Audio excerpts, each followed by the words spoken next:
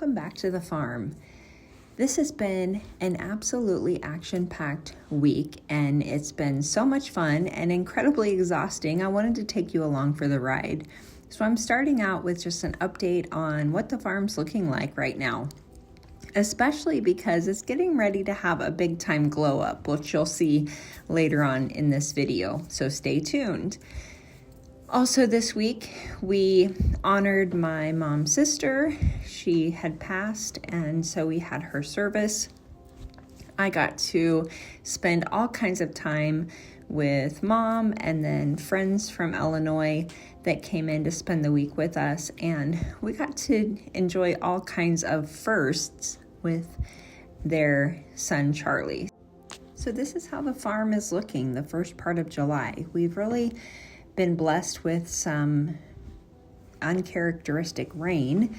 It's gotten very hot now, but the rain has really made things happy. Things are growing, including the weeds. I've got so much weeding that needs to be done, but the hydrangeas are coming on. The panicle hydrangeas, the Annabelles, have been going for some time now. Everything's just really coming into its own. Here's the flower update. You'll see a garden update. We've got a short little pasture update, some adorable kittens playing in the barn. I'm just going to let you enjoy that and the music.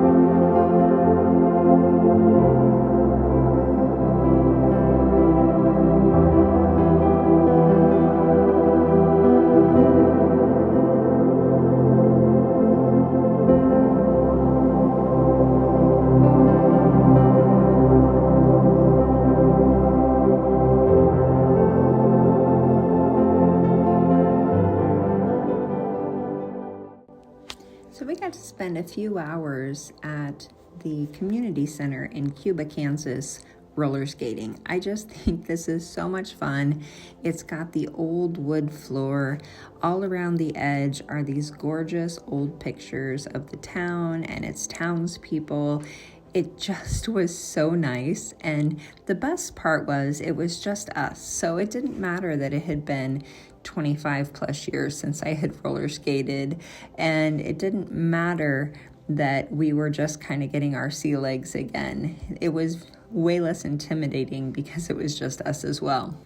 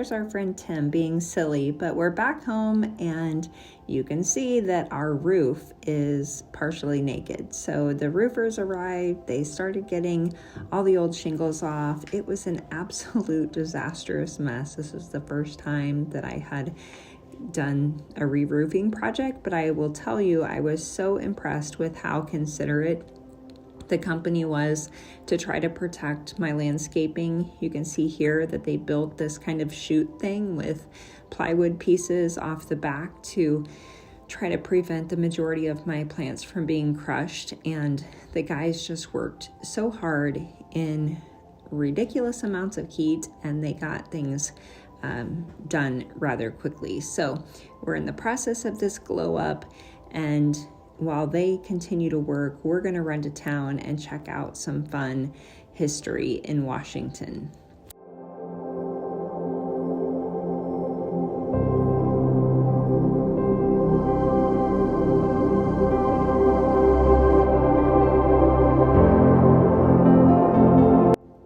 Okay, we started with a self-guided tour of the historical museum, and these are all artifacts from around the county.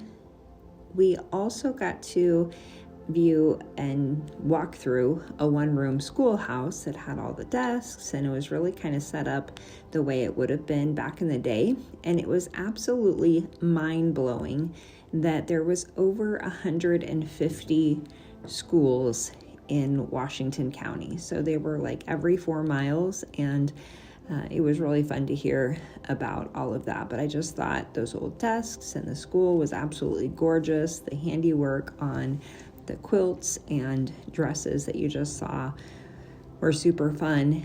And then here in a bit, you'll see that Dale Heasterman joins us as a tour guide and takes us through some other Washington County artifacts and shares some stories about the Pony Express and then why we've got such a large camera collection.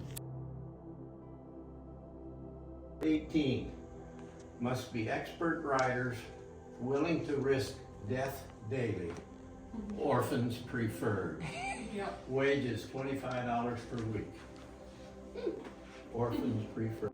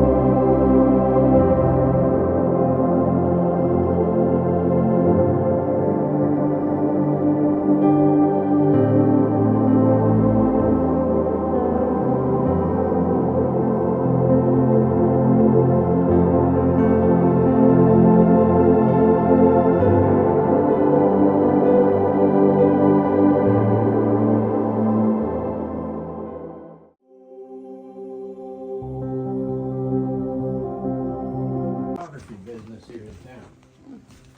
His name was John Lebbs, Leubs, B-E-S. And he was in a little house west of the post office on the south side. And the house is all gone now, and there's other properties in there. And he collected cameras, and he moved back to New York. And married a lady from India, I believe.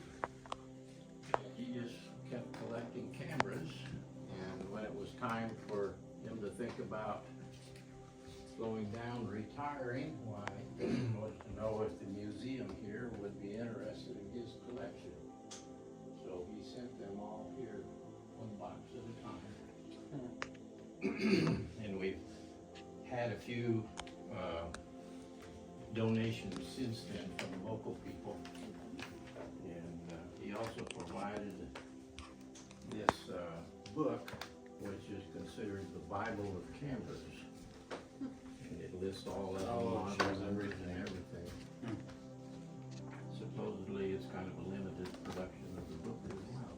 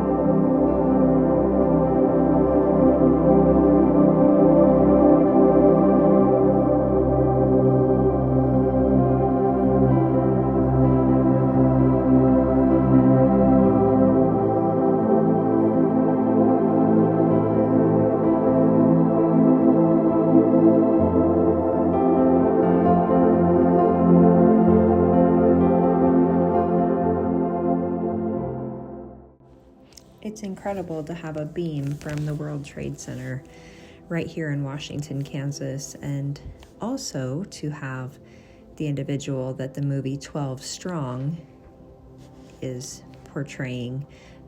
This is the Horse Soldier Monument, and Mark Nooch was raised right here in Washington County. So we're back home now, and you can see the sky is looking rather ominous. I got a few texts while we were in town, just 2.5 miles away, saying they had all the waterproofing on the house before the rain started. And we thought, wow, it's not even raining here. But sure enough, once we got home, it started raining on them again. And so they got things wrapped up as best as they could and headed home for the day.